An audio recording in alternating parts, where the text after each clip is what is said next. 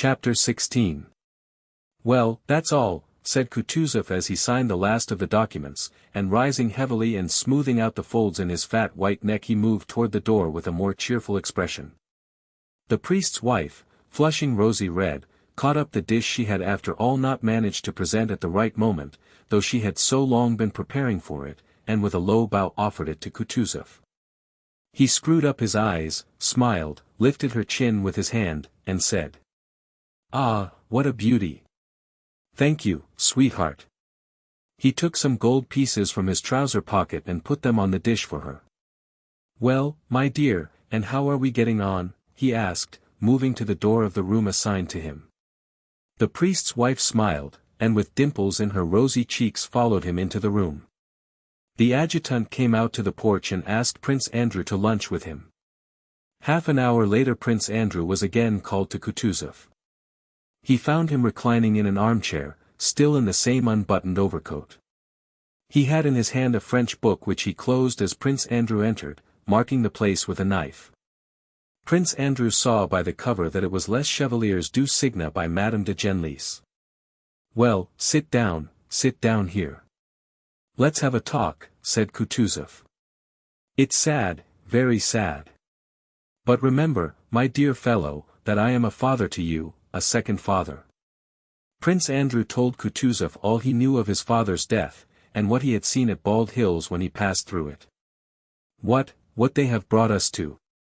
Kutuzov suddenly cried in an agitated voice, evidently picturing vividly to himself from Prince Andrew's story the condition Russia was in. "But give me time," he said with a grim look, evidently not wishing to continue this agitating conversation, and added, "I sent for you to keep you with me." "I thank your Serene Highness, but I fear I am no longer fit for the staff," replied Prince Andrew with a smile which Kutuzov noticed. Kutuzov glanced inquiringly at him.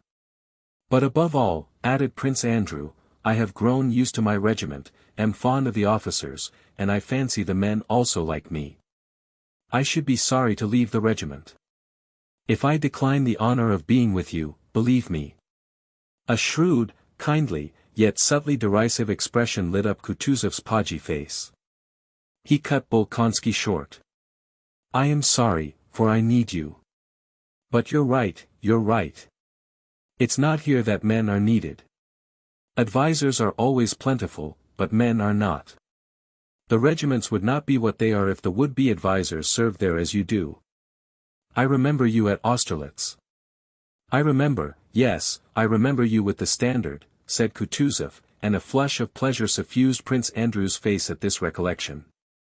Taking his hand and drawing him downwards, Kutuzov offered his cheek to be kissed, and again Prince Andrew noticed tears in the old man's eyes.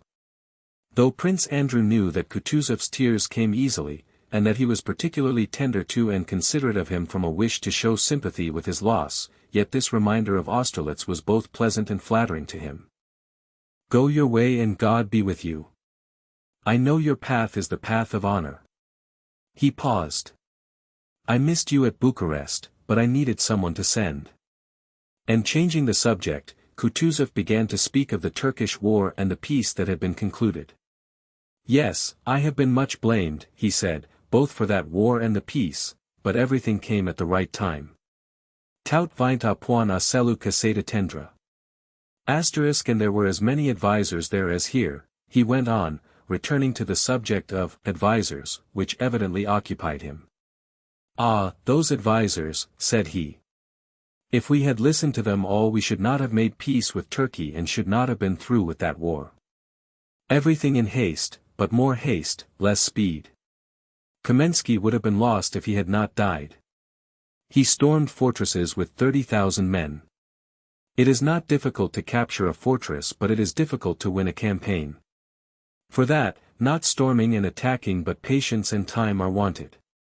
Kamensky sent soldiers to Rustchuk, but I only employed these two things and took more fortresses than Kamensky and made them Turks eat horseflesh." He swayed his head. "And the French shall too, believe me," he went on, growing warmer and beating his chest, "I'll make them eat horseflesh." And tears again dimmed his eyes. Everything comes in time to him who knows how to wait. "But shan't we have to accept battle?" remarked Prince Andrew. We shall if everybody wants it, it can't be helped. But believe me, my dear boy, there is nothing stronger than those two, patience and time, they will do it all. But the advisers en intendant pas de cet oreille, voilà le mal. Asterisk some want a thing, others don't. What's one to do? He asked, evidently expecting an answer. Well, what do you want us to do? He repeated, and his eyes shone with a deep, shrewd look. I'll tell you what to do, he continued, as Prince Andrew still did not reply. I will tell you what to do, and what I do. Dans le doute, mon cher, he paused, abstiens toi asterisk, 2, he articulated the French proverb deliberately. Asterisk, don't see it that way, that's the trouble. Asterisk, 2, when in doubt, my dear fellow, do nothing. Well, goodbye, my dear fellow, remember that with all my heart I share your sorrow, and that for you I am not a serene highness, nor a prince, nor a commander-in-chief, but a father. If you want anything come straight to me.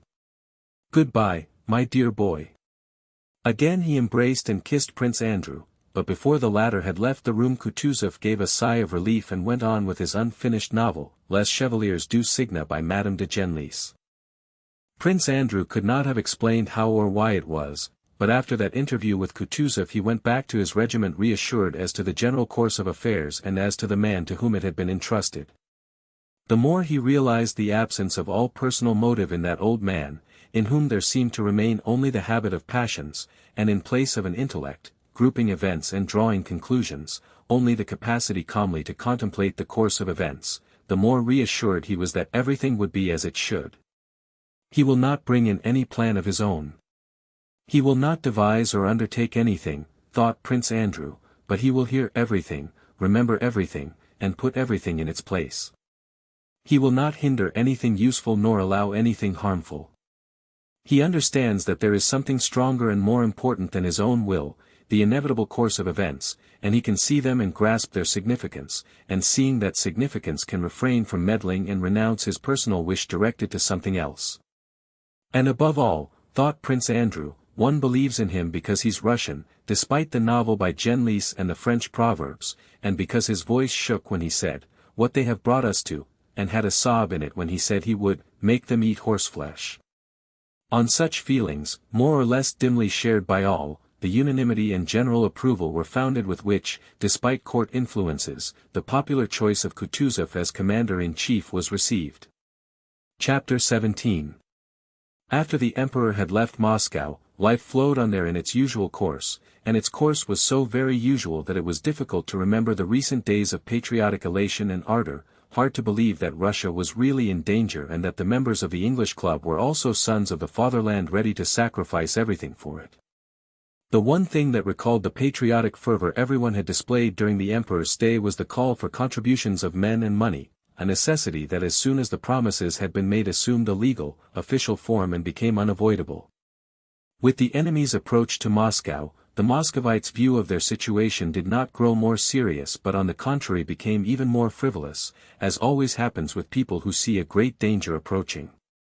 At the approach of danger there are always two voices that speak with equal power in the human soul. One very reasonably tells a man to consider the nature of the danger and the means of escaping it, the other, still more reasonably, says that it is too depressing and painful to think of the danger, since it is not in man's power to foresee everything and avert the general course of events, and it is therefore better to disregard what is painful till it comes, and to think about what is pleasant. In solitude a man generally listens to the first voice, but in society to the second. So it was now with the inhabitants of Moscow. It was long since people had been as gay in Moscow as that year. Rostophin's broadsheets, headed by woodcuts of a drink shop, a potman, and a Moscow burgher called Karpushka Chicherin, who, having been a militiaman and having had rather too much at the pub, heard that Napoleon wished to come to Moscow, grew angry, abused the French in very bad language, came out of the drink shop, and, under the sign of the eagle, began to address the assembled people, were read and discussed, together with the latest of Vasily Lvovich Pushkin's bouts rhymes. In the corner room at the club, members gathered to read these broadsheets, and some liked the way Karpushka jeered at the French, saying, "They will swell up with Russian cabbage, burst with our buckwheat porridge, and choke themselves with cabbage soup. They are all dwarfs and one peasant woman will toss 3 of them with a hayfork. Others did not like that tone and said it was stupid and vulgar. It was said that Rostophin had expelled all Frenchmen and even all foreigners from Moscow, and that there had been some spies and agents of Napoleon among them, but this was told chiefly to introduce Rostofin's witty remark on that occasion. The foreigners were deported to Nizhny by boat, and Rostophin had said to them in French, Rentrez en vous-mêmes, entrez dans la barque, et ne faites pas un barque de charon.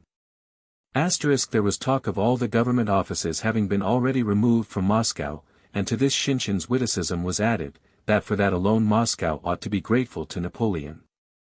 It was said that Mamenov's regiment would cost him 800,000 rubles, and that Bezukov had spent even more on his, but that the best thing about Bezukov's action was that he himself was going to don a uniform and ride at the head of his regiment without charging anything for the show.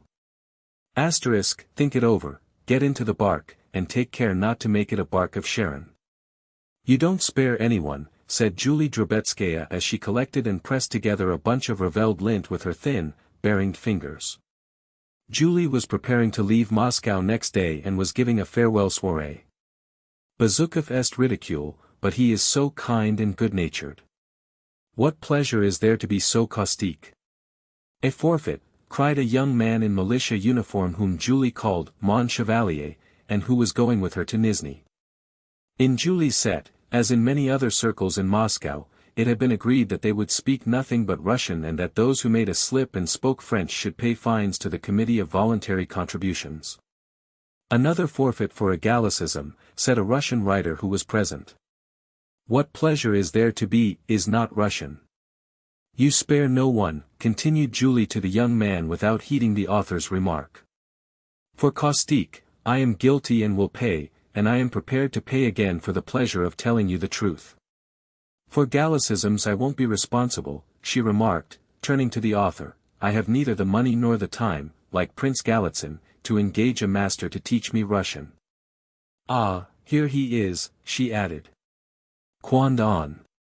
No, no, she said to the militia officer, you won't catch me. Speak of the sun and you see its rays, and she smiled amiably at Pierre. We were just talking of you, she said with the facility in lying natural to a society woman. We were saying that your regiment would be sure to be better than Mamenov's. Oh, don't talk to me of my regiment, replied Pierre, kissing his hostess' hand and taking a seat beside her. I am so sick of it. You will, of course, command it yourself, said Julie, directing a sly, sarcastic glance toward the militia officer. The latter in Pierre's presence had ceased to be caustic, and his face expressed perplexity as to what Julie's smile might mean. In spite of his absent-mindedness and good nature, Pierre's personality immediately checked any attempt to ridicule him to his face. No, said Pierre, with a laughing glance at his big, stout body. I should make too good a target for the French, besides I am afraid I should hardly be able to climb onto a horse. Among those whom Julie's guests happened to choose to gossip about were the Rostovs. I hear that their affairs are in a very bad way, said Julie. And he is so unreasonable, the Count himself I mean. The Razumovskys wanted to buy his house and his estate near Moscow, but it drags on and on. He asks too much. No, I think the sale will come off in a few days, said someone. Though it is madness to buy anything in Moscow now. Why? Asked Julie. You don't think Moscow is in danger? Then why are you leaving? What a question. I am going because, well, because everyone is going, and besides, I am not Joan of Arc or an Amazon. Well, of course, of course. Let me have some more strips of linen.